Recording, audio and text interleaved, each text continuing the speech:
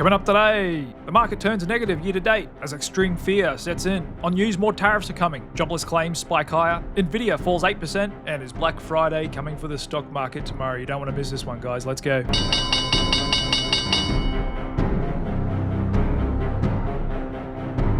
And welcome back to Click Capital, everybody, on this continued sharp sell-off in markets that I'm going to dive into soon. And in today's video, I'm going to make a case to you why I think this could be a buy the dip opportunity in the markets, even if we do sell off further tomorrow, heading into the weekend. Now, I know most others you'll hear from today are going to say things like, this is bad, be careful, if we go below this level, we could go lower, but they'll also play it safe as usual and say, if we go above this level, we could go higher, basically giving you a no conviction analysis to protect themselves. However, today I'm going to show you exactly why I think this could be a buying opportunity with some data to back it up, so stick with me today. And if at any point during this video you like this content, then you're welcome to subscribe to this channel, as I make these videos every day after market close. And thanks to everybody out there who supports this channel by clicking on that like button. And I'm sure there's going to be some interesting comments below this video today, as what I'm about to show you is no doubt going to upset the perma bears as usual, especially my thoughts on Nvidia and Tesla, which always seems to bring out the trolls as well. So let's dive right in. Obviously finishing pretty weak here on the lows across all indices, now all turning negative year to date. The market is down so far in 2025, really led lower by the largest technology companies today, the Mag 7 collectively falling over 3%, and once again sharp falls and high beta stocks, along with growth stocks. Those companies sensitive to the economic cycle having a bit of a sharp pullback. However, in my opinion, I think we could be hitting a bit of an air pocket in an otherwise healthy bull market. And so like I said, stick with me, I'm going to show you a bunch of stats, some news, and some other charts to back up my theory here. And if at any point you disagree with me, you're welcome to leave a comment below this video to let me know why I'm wrong. However, I've seen this a few times before, extreme fear setting into the market. Investors are really spooked here, even though the S&P 500 not even down 10% from its all-time highs. And a lot of this has to do with uncertainty over new policies. We can see these indices spiking up to highs, in addition to other market sentiment measures like the Fear and Greed Index, getting to the lowest level we've seen in a long time, 18. We also just got yesterday one of the highest readings we've ever seen for bearish sentiment in the AAPL Investor Sentiment Survey, 60.6%, and that was on Wednesday. I wouldn't be surprised if they took the survey today. That may even be closer to 70%, meaning we're getting really lopsided here in terms of sentiment. And in fact, that's the 7th highest spike of all time in the AI bearish reading. Looking back in prior times, we've got similar readings. They were really good buy the dip opportunities back in 2022, bit early there in late 08. However, for those with a bit of patience, it turned out to be a good buy the dip. So did turn out to be a great opportunity when it nailed the low in March 09 with a big spike there. And we'd have to go all the way back to the early 90s. The last time we've got similar extreme fear readings. And again, we usually get these type of bearish sentiment and readings when the market's already weak. However, we're not too far off all-time highs here, just showing how much skepticism there is out there of this bull market. In my opinion, it's one of the most hated bull markets out there. A lot of people are disgusted prices keep going up, but it's easy to see why. Before I show you some more data, let's just flick through a few headlines to see what the investing public is being hit with day after day. And remember, we've now got all-time high household and consumer participation in the market. Retail is a big force in the market now. In addition, a lot of fund managers, institutions, they're humans as well. They read the headlines. Recency and herding biases affect us all. And we just got a juicy one today. President saying Mexico, Canada, tariffs will start next week. Plus, he's going to slap an additional 10% on China. Once again, playing hardball. Market doesn't know how to really interpret this. We don't really have much of a precedent to go off, except for a little bit in 2018. We saw similar things around that time period. Did cause some volatility in the market back then for sure. But once again, financial media is really pushing the bearish narrative here. I'd say financial media bearish sentiment is also very elevated. Trump's policies could cause a slowdown. Another one, the stock market's fall has just begun. And again, the stock market is luring investors with promises. Here's why they should be nervous. And that was further fueled by a soft weekly jobless claim print we just got, coming in at 242,000 versus economist estimates 225,000. And so as usual, let's look at the hard data to interpret this in the context of the trends and the fundamentals as well. We do have some drastic changes at the US federal government. They're trying to create a smaller government, incentivizing federal workers to resign, along with trimming the fat, trying to work out who's cooking the bacon and who's eating it, with plenty of the latter out there. No doubt that could cause a few jobless claims. A lot of those people will have to transition from being so-called public servants into the private sector. But as they say, you can't make an omelette without smashing an egg, so it's not surprising to see a little bit of a short-term shuffling and volatility. But just looking in the context over the last year and even the last 3 years, nothing really out of the ordinary. In fact, we saw the same print just a couple of months ago in December and even higher back in October, again with July last year. The middle of 2023 really got everyone's recession alarm bells going. But the data bumps around, and I'd say even just looking over the last year, one could still argue this could still be in a downtrend, if not just consolidating. I wouldn't argue that this data is in an uptrend. So that's the jobs market, but we do have plenty of uncertainty about policy. However, again, looking at the data back in history, going back 40 years here, whenever we see a spike in US economic policy uncertainty, again, that's typically a bullish signal. When fear and sentiment spikes, it's more closer to the market being finished digesting whatever it was worried about, which most of the time doesn't even materialize anyway. Vice versa as well. When investors aren't worried, that can be signs of a peak. So again, that's another bullish signal we've got right here. Now just moving on to seasonality. Again, the second half of February can be one of the weakest periods of the year. And in fact, the day we just had, the 27th, is one of the weakest days of the year. However, going into March, we can get some bullish seasonality, especially if we're coming off from oversold levels. And so we finished higher in January. However, it's looking like we're going to finish lower in February. That's not all that unusual. And just looking back in history at that pattern, it's actually a bit more bullish than average. Final 10 months of the year, we averaged 9.8% gain versus an average final 10 months of 8.2%. So again, just because we're finishing down in February doesn't mean this whole entire secular bull market is over. But again, adding to investors' fears today, price action. Every movement in the market has got so many people tamed, just like a snake in a flute. Again, the big bad headline, Nvidia losing the $3 trillion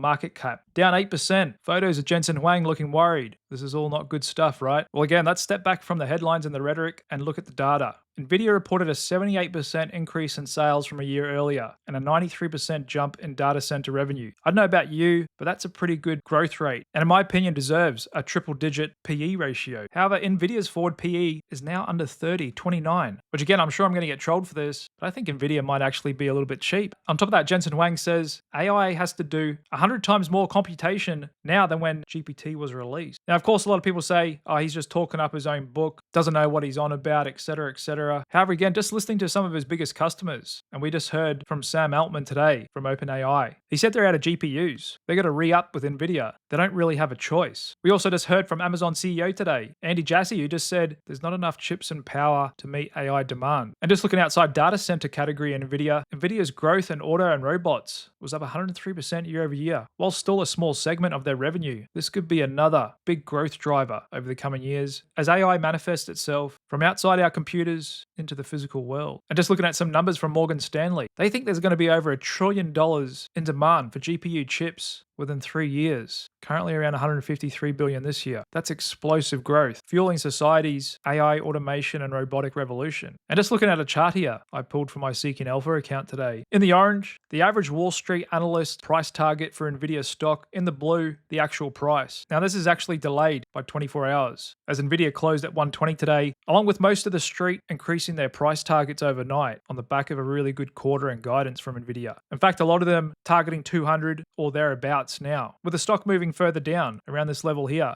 giving us the widest gap between analyst targets and the stock price. And you may not know it, but one of the best bullish signals, and this has been proven by academic research time and time again, is when analysts revise their earnings expectations upwards, which, like I said, they've just done again. That often bodes well for the stock price. And they actually started doing that back in mid-2022. And we can see back in history, whenever there's been gaps between the stock price and the street's average target, it's typically closed. And whenever we get those gaps, they're proven to be buy the dip opportunities. And so in my opinion, the quarter was great. Guidance was great. Indications of demand from their biggest customers actually look to be accelerating. New use cases, robotics, and now Nvidia's stock is unbelievably undervalued compared to my stock fair value indicator. And since it's an indicator, it can't look at everything. It just gives a rough estimate based on numbers. It doesn't know Nvidia has a near monopoly on high-end AI chips. It doesn't know about the potential of robotics and all these other things. So it's currently saying fair value is just under 150. However, I would sign a premium to that of an easy 30% given it's Nvidia, meaning I think fair value on Nvidia at the moment is currently around 180. And I'd agree with a lot of analysts that have up to 200 as well. Markets can often overshoot when they get excited. And just going back to my main technical chart, almost in the lower buy-sell band here, DSI's in oversold territory. Market's been ranging for a long time. Like I said, it's been going sideways for over half a year. We do have a lot of bullish seasonality coming into the stock over the coming weeks and months. In my opinion, I think Nvidia's a buy the dip at these levels, 120, especially down into the 110s. I don't currently have a long position in Nvidia. However, if we were to take out these lows around 112 and get down into the low 100s, I'll definitely be picking up a few shares for my personal long-term investing account. And I'll do the same again if we were able to get down into the 90s. And happily buy Nvidia at a forward PE in the mid-low 20s seems kind of crazy to me. So like I said, no doubt you're going to hear from a lot of people out there saying, wow, look at this candle, that's bad. Be careful because so many people got spooked out today. And that's fine for those that are fixated on every daily candle. And like I said, they're tamed by the market. But if you understand what you're investing in, you understand the numbers, you'll see it a little bit differently. Same deal with Tesla, continuing its slide almost in my buy zone here. I'm looking to pick up a few more shares at 270 if we get there tomorrow or potentially next week. I think we're on the cusp of the most exciting period of time for this company in its entire history, going into full self-driving, automated vehicles, cyber cab, robo-taxi, Optimus Bot, growth in its energy business, potential new gigafactory in India, the list goes on. We also heard news today that Tesla's moving to launch a free self-driving taxi service in California. And so that was found out via a Freedom of Information request from public records. They've applied to start testing out these robo-taxi in addition to rolling out in Austin, Texas in June. Like I said, we're on the cusp of some pretty big things here. But once again, it's been slammed with the negative headlines. How dare Elon try and clean up wasteful US government spending? It's kind of hilarious, really. I think a lot of people just don't really understand the severity and risk of the direction of the US federal government. Simply unsustainable to double taxpayers' debt every 10 years. Simply unsustainable to wage endless wars around the world and try and play the world's policeman. These drastic changes need to be done. And in my opinion, the men that are doing it are actually saving